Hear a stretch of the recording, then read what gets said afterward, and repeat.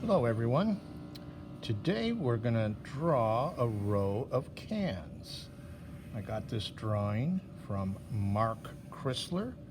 He had a public television show called Imagination Station, and this is one of his drawings, and it's a wonderful drawing to introduce a few concepts. So I'm going to start this drawing with a foreshortened circle, or basically an oval. And it comes straight down. See how that's curved? We want that to also curve. So it's basically a parallel line, and we'll put a label on it. Looks like my can's a little lopsided. So if I asked someone in the past to draw a can, without any training, this is inevitably what happens. They say, well, the can has a circle at the top, and then it comes straight down, and then it's flat at the bottom. They look at that and they go, wow, I really can't draw. But it's a very intelligent mistake. It is round circle at the top, and it does come straight down, and it does have a flat bottom.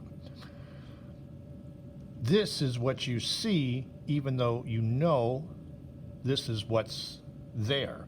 Here's another example.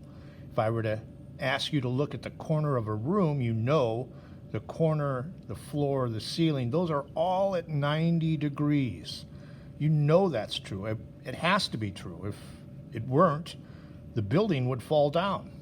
But this is what you actually see. Things appear as an angle. We have depth perception. It gives us the ability to gauge distances. We wouldn't be able to shoot a basketball, play golf. You wouldn't be able to walk. You'd be bumping into things because you have the amazing ability to perceive depth. So your brain sees this even though it knows that's what's there. Your brain perceives this even though it knows that's what's there. So let's do some more cans here. So another foreshortened circle, or an oval. As things go up the surface of the paper, they look further back into space.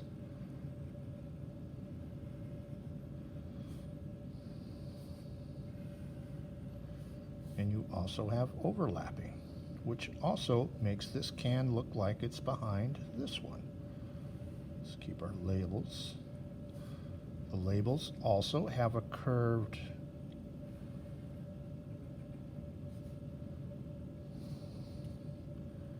another overlap.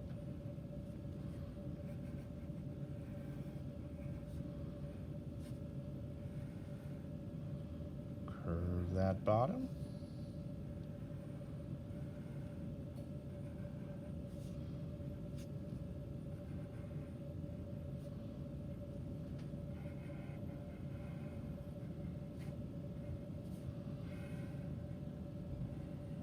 Curve that bottom.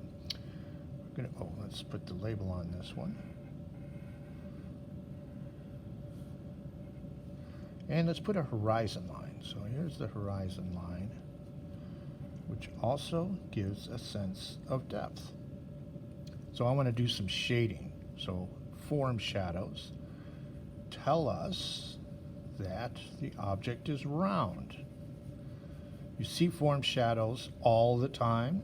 Sometimes they're subtle, but again, your amazing brain figures it out. It's been said that we really could live in a black and white world because we just see values, form shadows. Color is a gift from God. It just adds a little extra bonus. But you've seen black and white movies, you've seen black and white photographs. So you can see things perfectly well just using the values, which is what makes up form shadows. Look, this can's got a dent in it. I don't know if I'd want to eat anything out of this. just continue on. Remember, the form shadows start out blurry and light, they get darker, and usually at the edge they kind of lighten up. So now I'm going to put in the cast shadows. So about where the form shadow begins, this is where the cast shadow is. And you know, it's going to be, so this is, the cast shadow's not going to start at this corner, it's going to come up a little bit. Cast shadows have a hard edge, usually. There always seems to be exceptions to the rule in the art world.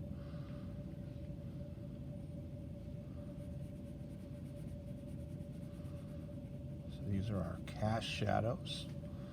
And you'll hear me say this 1,000 times. Cast shadows really help give the illusion of light on your drawing, and they help give this sense of gravity. So next thing, and this is up to you, I'm going to put labels or a design on these labels. You can copy what I do, or you can do whatever you like. So I like to think of myself as an optimistic person, so let's have a sunshine.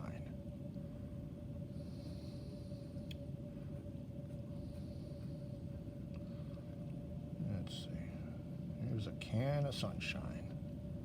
Well, that looks pretty stupid, but all right. How about some stripes? Oh, our first drawing patterns. You could copy those patterns and put those in your drawing.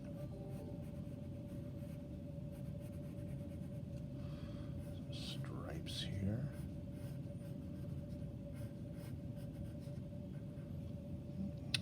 Let's have some polka dots.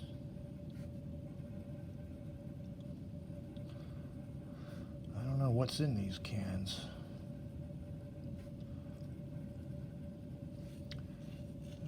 Let's just a crazy bimorphic shape.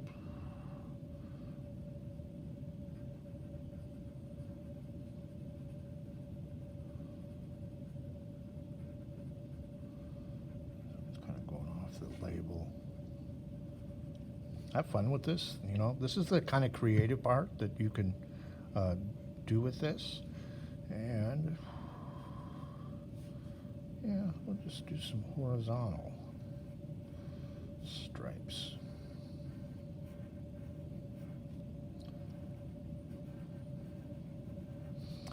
So the last thing I want to do is just show, I'm going to fill in this background. And in doing it, notice I can make this line here, I can basically make it disappear. And so now it looks more like an edge than a line. Because in the real world, there are no lines, but there are edges. So anytime we can replicate that, that's a good thing. So when you're doing this drawing, you can make sure your horizon line is up relatively high. But you can make those, see, those lines just disappear and they become an edge.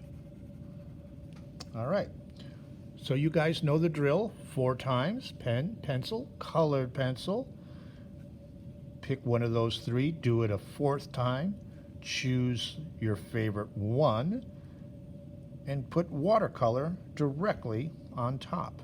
Thank you. You guys have a wonderful day, and we'll see you soon for the next drawing.